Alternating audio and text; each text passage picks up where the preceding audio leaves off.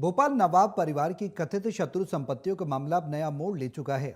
बेशकीमती जमीनों की बिक्री और अवैध हस्तांतरण के आरोपों की जांच अब आर्थिक अपराध प्रकोष्ठ यानी ईओडब्ल्यू करेगा। तकरीबन 30.55 एकड़ जमीन को लेकर उठे सवालों के बीच अब वित्तीय लेन देन से लेकर राजस्व रिकॉर्ड तक की जांच होगी। इसी पर देखिए हमारी ये खास रिपोर्ट।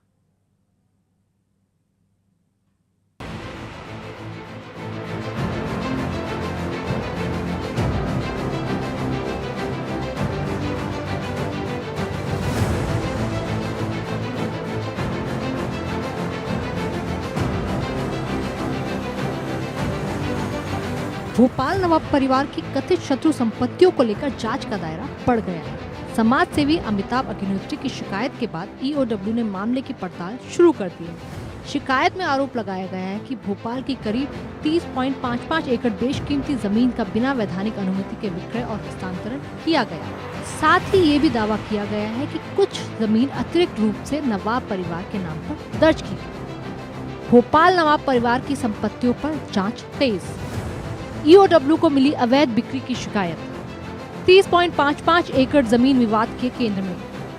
वित्तीय लेन देन और दस्तावेजों की होगी जांच। शिकायत का केंद्र नवाब हमीदुल्ला खान की बड़ी बेटी आबिदा सुल्तान है, जो विभाजन के बाद पाकिस्तान चली गई थी और वहां की नागरिक बन गई थी। शिकायतकर्ताओं का कहना है कि ऐसे मामलों में संबंधित संपत्तियां शत्रु संपत्ति कानून के दायरे में आती हैं, इसलिए आबिदा सुल्तान के नाम दर्ज जमीनों की वैधता और स्वामित्व की जांच की मांग की गई है। मामले में नाम आने से बड़ी चर्चा।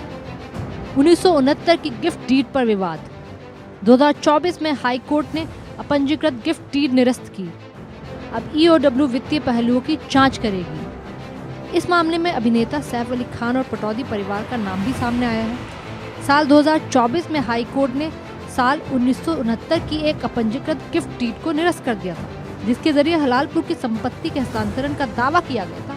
अब ईओडब्ल्यू इन सभी लेन देन और उनसे जुड़े वित्तीय दस्तावेजों की जांच करेगी। 29 पन्नों का ज्ञापन कलेक्टर को सौंपा गया। जमीन के अवैध हस्तांतरण का आरोप। अतिरिक्त जमीन नवाब परिवार के नाम दर्ज होने का दावा। बिना अनुमति बिक्री किए जाने का आरोप। उधर कलेक्टर स्तर पर गठित समिति 1949 के मर्जर एग्रीमेंट, पुराने रिकॉर्ड और मौजूदा राजस्व दस्तावेजों का मिलान करेगी। जांच पूरी होने के बाद ये तय होगा कि विवादित जमीनों पर वैध अधिकार किसका है या फिर इन्हें शत्रु संपत्ति घोषित कर सरकार अपने कब्जे में लेगी।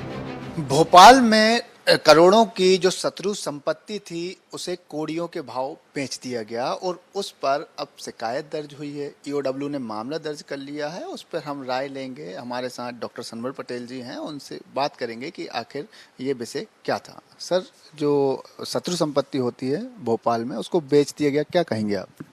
देखिए, शत्रु संपत्ति के बारे में जितनी जानकारी मुझे वो यह है कि ऐसे लोग जो 1947 या उसके बाद जो शत्रु देश के साथ चले गए, वहां रहने चले गए, उनकी जो संपत्ति है उसका सरकारीकरण हुआ। निश्चित रूप से कानूनन होना चाहिए।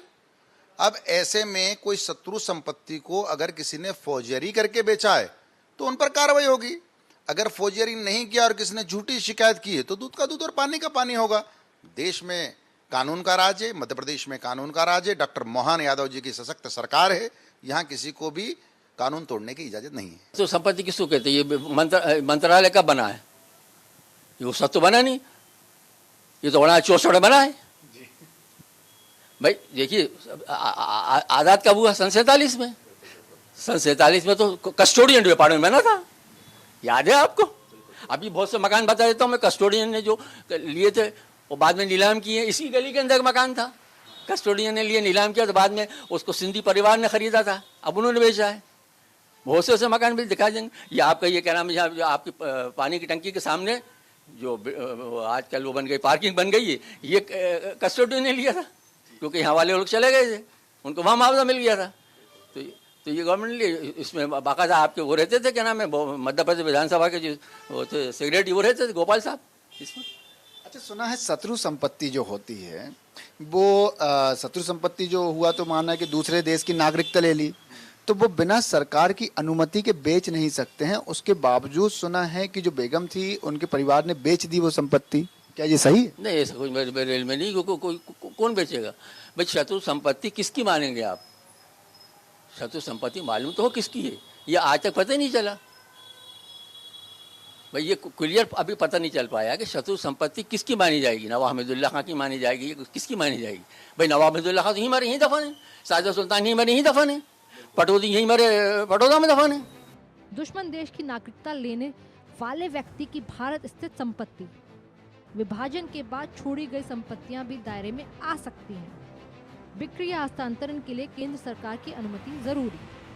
अंतिम निर्णय सक्षम प्राधिकरण और न्यायालय के अधीन।